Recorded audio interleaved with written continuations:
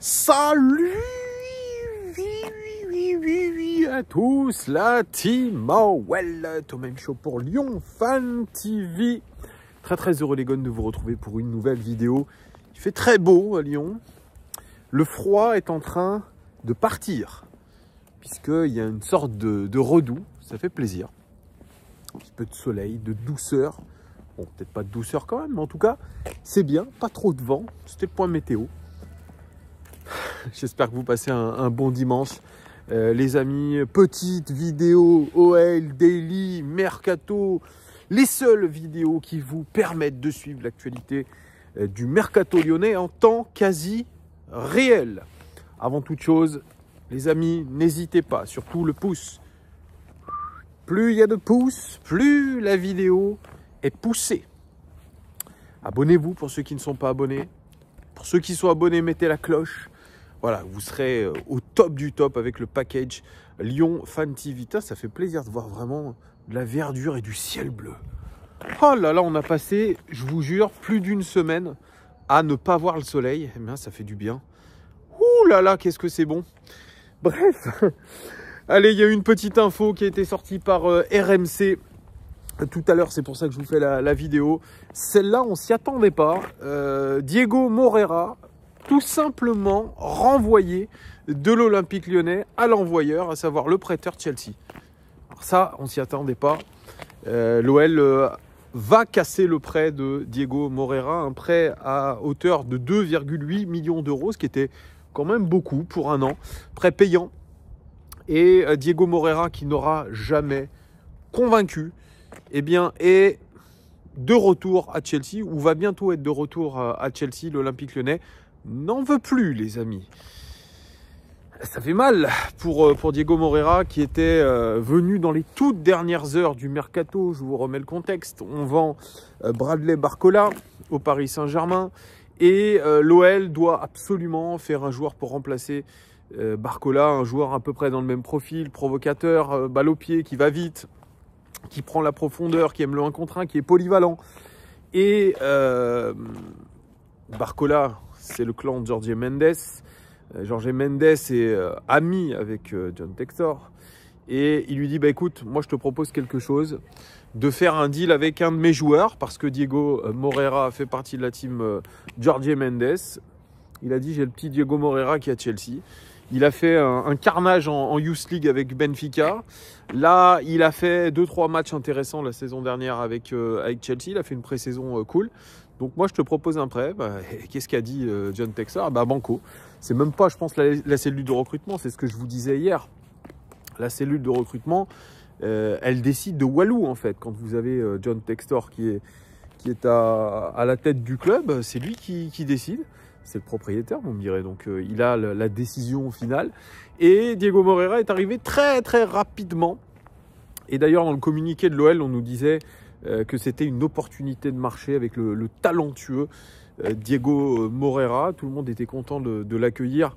Il y avait beaucoup de paris, c'est encore une fois. C'est toujours la même chose avec des joueurs comme ça, très jeunes, qui arrivent sous forme de prêt. C'est beaucoup de paris, et surtout que c'était un prêt sans option d'achat. Il y a aussi tout ce qu'il y a autour, parce que c'est une opportunité pour le joueur de se montrer, de prendre du temps de jeu, de se professionnaliser avant de retourner dans un grand club comme Chelsea. Il y avait eu aussi un historique avec Chelsea pour le transfert de Malo Gusto, donc il y a une bonne entente. Donc c'était une sorte d'échange de bons procédés. Malheureusement, Diego Moreira, il a convaincu personne.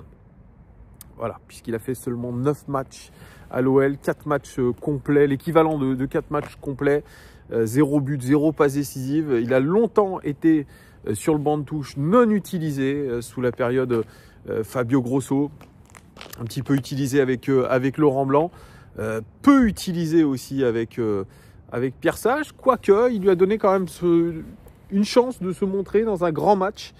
C'était face à Marseille, titulaire à Marseille et auteur d'une grosse erreur de marquage. Et il a fait une prestation absolument cataclysmique au final. Et à chaque fois qu'il est rentré en jeu, il n'a jamais créé la décision. Même récemment en Coupe de France, son entrée déjà contre Bergerac n'a pas été bonne. Son match où il était, je crois, titulaire à Pontarlier n'est pas bon non plus, malheureusement. Alors il aurait pu faire une magnifique passe décisive à Ryan Cherki pour la reprise de volée, mais le but était hors jeu. Un Diego Moreira vraiment à côté de ses pompes. Pierre Sage d'ailleurs disait en conférence de presse, moi j'attends plus de Diego Moreira parce que il doit montrer plus d'ambition, il doit montrer aussi plus de détermination aux entraînements. S'il est en prêt, il faut que ça soit un échange de bons procédés, lui qu'il se donne les moyens de plus jouer, de plus rentrer dans la rotation, et nous de profiter d'un Diego Moreira qui puisse faire des bonnes performances. Voilà, il dit, c'est vrai, je pense qu'il a dû le prendre en individuel en lui disant, écoute, là je te sens pas concerné, mais il va falloir vraiment que tu bosses. Tu bosses et que tu maximises le temps de jeu que tu auras ici.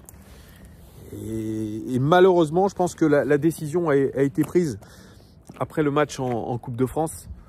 Voilà, le joueur très vraisemblablement ne sent pas bien l'Olympique Lyonnais. La marche était un peu trop haute pour lui. Pas prêt pour le monde professionnel. Il va retourner avec les U21 de Chelsea avant peut-être de songer à autre chose. Parce que la post-formation n'est pas bonne. Oui, il a fait une très bonne saison Youth League avec le Benfica, mais ça ne suffit pas. Aujourd'hui, beaucoup de joueurs sont considérés comme des cracks ou des craquitos. C'est la nouvelle génération, c'est les joueurs qui sont plus des influenceurs que des joueurs. Diego Moreira était connu pour son TikTok très influent. Voilà. Bon, après, il est jeune adulte. Il vit avec un salaire très confortable à 19 ans. Il a habité Londres, il a habité Lisbonne, il a habité Lyon. Pour l'instant, c'est un sans domicile fixe du football. Mais il va falloir qu'il se reprenne parce que 19 ans aujourd'hui, 25 demain. Et vous allez me dire, Thomas, c'est encore dans longtemps. Non. La vie file. Time flies, comme on dit. Time flies. Ça fait déjà 6 ans que j'ai créé cette chaîne. J'ai pas vu le temps passer. Je suis à l'aube de mes 38 ans, mon grand âge. Pour ceux qui disent, à ton grand âge, vous verrez les amis quand vous aurez mon grand âge. Parce que tout le monde va avoir un grand âge à un moment donné. Enfin, je vous le souhaite. Donc ça passe. Et quand vous ratez le train qui passe, eh bien c'est trop tard. C'est ce qu'on essaye de dire beaucoup à des Ryan Cherki. On a dû le dire aussi par le passé à Oussem Aouar, qui ne joue plus avec l'Algérie. Ça c'est chouette de vouloir changer de nationalité sportive, de s'offrir comme ça à la Khadra, mais vous jouez plus. Belmadi ne l'utilise pas. Voilà. D'ailleurs l'Algérie, je fais une dédicace au DZ Fan Store à Lyon, avec qui j'ai pu suivre une partie du match. C'est très sympathique. Voilà le magasin officiel de l'équipe algérienne. Je leur fais une petite dédicace. Une Algérie très poussive. D'ailleurs, je fais une petite parenthèse. Heureusement qu'il y a Bounedja. Sinon, c'est un peu compliqué. Mahrez qui se met à dos, je dirais, une partie des supporters, voilà, qui n'écoutent pas alors qu'il est mauvais depuis le début. Bon, je ne veux pas faire des commentaires de comptoir, mais j'ai très peu goûté. Et je pense comme beaucoup de supporters algériens, sa déclaration, nous on n'écoute pas ceux qui sont derrière les écrans de téléphone ou les ordinateurs. Ben, mon pauvre si, tu les écoutes puisque tu en parles. Donc voilà, ne pas s'arrêter devant la presse non plus. Voilà. Ça c'est toujours la même rengaine dans le football. C'est que ces joueurs-là, ils se remettent jamais en question. Il y a beaucoup de joueurs, et notamment à l'OL, ça se remet pas en question. Dès qu'il y a la critique, c'est toujours le coup de pression. À moi, ou ça peut être aux journalistes, etc. Parce qu'ils ne sont pas contents de ce qu'on dit d'eux. Mais objectivement, si on fait ces remarques-là et ces critiques, c'est qu'il y a quelque chose. Et ce matin, d'ailleurs, j'ai vu une vidéo, vous avez dû sûrement la voir sur les réseaux sociaux. Les supporters de Molenbeek, donc club de la Galaxie, Textor et Eagle, Molenbeek est en grande difficulté en championnat, puisqu'ils sont 13e, je crois, comme m'a dit Giuliano. Et ce matin, les supporters sont venus au centre d'entraînement dire leur cas de vérité en face-to-face avec les joueurs. Les joueurs étaient en train d'écouter le discours, franchement, péchu des supporters. Péchu. ça leur est rentré dans l'art comme il faut. Hein. Donc devant, vous aviez les joueurs. Allez voir la vidéo, elle est incroyable. Jeffrey Adélaïde, on a pu reconnaître Mamadou Sarr qui vient juste d'arriver à Molenbeek dans une ambiance difficile. Et puis le coach Claudio Cassapa. L'ambiance était très très très tendue, surtout quand Jeffrey Adélaïde a commencé à prendre la parole. Et il a fallu que Claudio Cassapa calme tout ça. Parce que les supporters en ont marre parfois, comme nous, de la non-remise en question de certains, du fait qu'ils refusent les critiques. Et ça devient un petit peu problématique aujourd'hui. Oui, alors, le football d'aujourd'hui, c'est autre chose que le football d'il y a 20 ans, puisqu'il y a les réseaux sociaux. Beaucoup aujourd'hui ont la parole sur les réseaux, on crée des chaînes YouTube, etc. etc. Et donc forcément, quand votre performance est mise à mal, quand les supporters bien s'en prennent à vous, comme ils peuvent s'en prendre en ce moment, par exemple, à un Anthony Lopez, oui, c'est dur. C'est dur. C'est dur pour vous, c'est dur pour votre famille. Mais il faut se mettre toujours à l'idée que vous êtes un privilégié en tant que footballeur, que vous avez un salaire qui est incroyablement élevé. Et c'est ce que montrent d'ailleurs aussi les supporters de Molenbeek.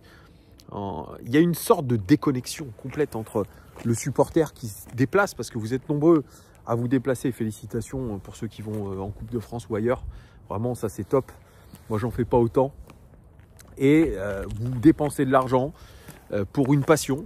Et vous avez des joueurs comme ça qui, eux, gagnent des salaires énormes, surtout à l'Olympique Lyonnais. Je tiens à le dire, surtout à l'Olympique Lyonnais, parce que si on arrive aujourd'hui à recruter des joueurs, alors qu'on n'est pas en Coupe d'Europe, c'est parce qu'on paye. On paye des salaires dignes d'une équipe qui est en Europa League, qui est en Ligue des Champions. Et c'est pour ça que c'est pas normal.